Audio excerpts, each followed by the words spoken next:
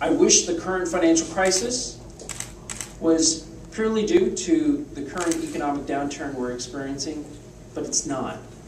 In fact, this financial crisis was predictable and should have been planned for and should have been corrected.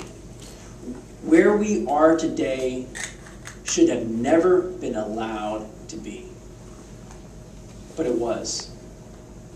In fact, many gave warnings years ago while my Republican colleagues tried to deny the state of our finances and how terrible shape they were in 2006, Comptroller Carol Keaton-Strayhorn warned us that our budget would be facing a revenue shortfall of $23 billion over 5 years. Today, that amount is $27 billion over 2 years. And so there were signs, and there were statements, and there were warnings. Today's the reckoning day. And how have my Republican colleagues responded to this financial crisis? By proposing a budget that slashes public education by 23%. By proposing a budget that zeroes out programs that have an excellent track record for improving student performance and outcomes. Communities and Schools, our best program for addressing the dropout problem that Texas suffers, zeroed out. Teach for America, a program that has demonstrated to be a catalyst for change, zeroed out. Our grants program that supports pre-kindergarten. Our grants program that supports pre-kindergarten, zeroed out. Not just the young kids have been harmed by this budget proposal, but our older students as well. Higher education, cut 14%. Financial aid. Well, let me go back. So higher education cut 14%. What does that mean? Expect tuition rates to go up. And at the exact same time, what is the state proposing to do? Cut financial aid. In fact, our biggest grant program, financial aid scholarship program for students who are prepared to succeed because they've done everything we've told them to do. They've studied hard, they've taken college prep courses.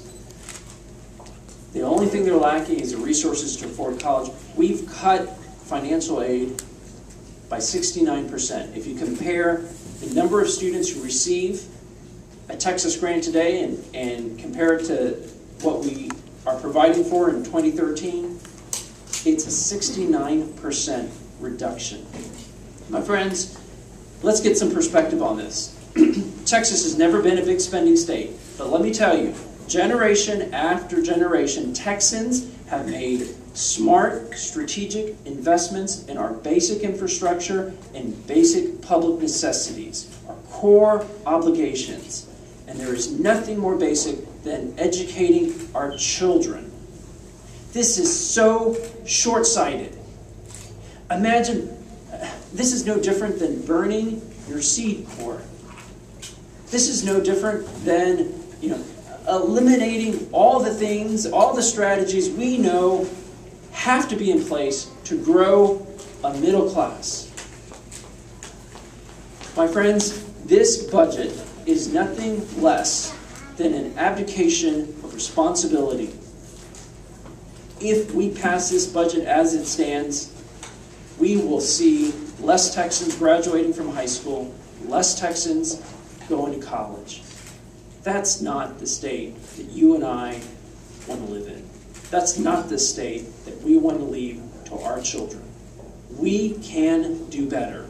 We have to do better. Joining me today to describe how these cuts in education are going to have a local impact are a few speakers. The first I want to call up is Betty Burke, Deputy Superintendent for San Antonio ISD. Betty. Thank you, Representative Villarreal. We appreciate your support. This is definitely a crisis for San Antonio ISD. And as you know, we are the heart of the city. We educate the children that live in the inner city of San Antonio.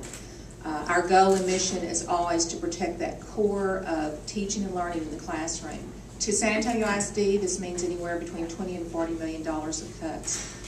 We are working diligently to determine where we can cut without hurting our classroom. However, we're going to have to make some very tough decisions. Not only is this state funding a crisis, but as Representative Villarreal said, it's also a federal funding crisis. For San Antonio, that means that Title I funding that we received from the stimulus is now going away. That's about $12 million that we have to look at in additional cuts. We are currently looking at our pre-K program, which has been very important. We have data that shows that those students who have been in full-day pre-K kindergarten have been very successful on the state accountability system since we started that. However, because of this, we're looking at half-day kindergarten, half-day pre-K. So it's very tough. We are looking at all of our departments. We are analyzing every staff position to determine what are the essential and most important positions that we will need to operate and, again, to preserve the core of our education system, which is the quality of teaching and learning in that classroom. Thank you, Betty. You know, there was a expert on school finance who advises school districts. I believe they advised San Antonio ISD, Mo Casey. They did an analysis statewide what this means to the teaching corps and school-based administrators, and we're looking at 100,000 positions cut. That was their estimate.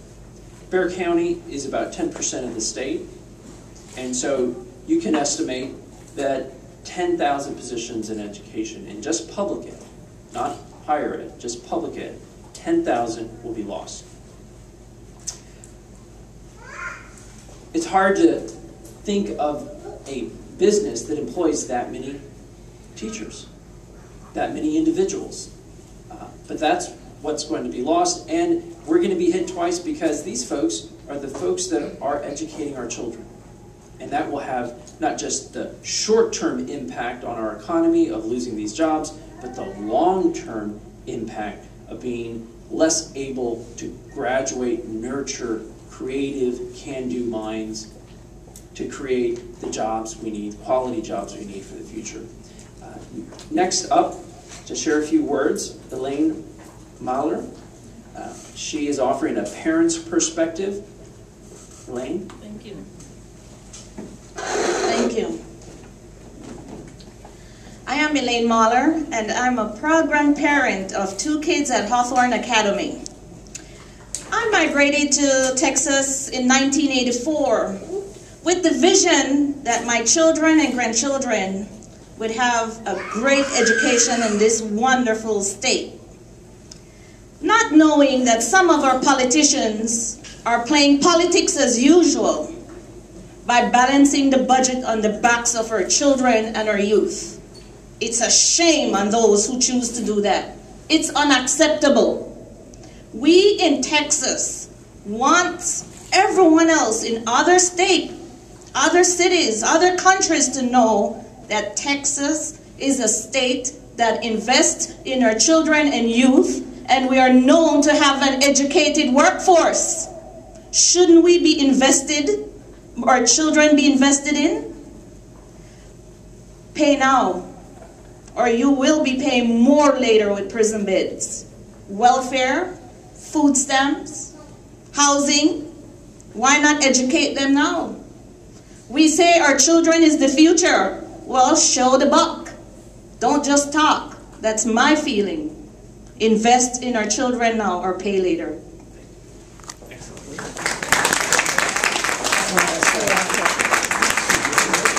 Well said. Thank you so much.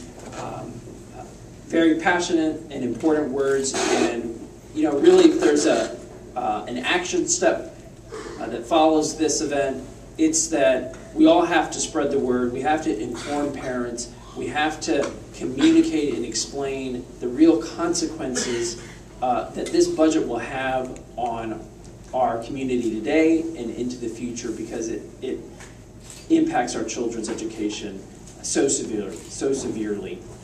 And if people do not get angry, and if people do not raise their voices, then the legislature won't respond. I want to take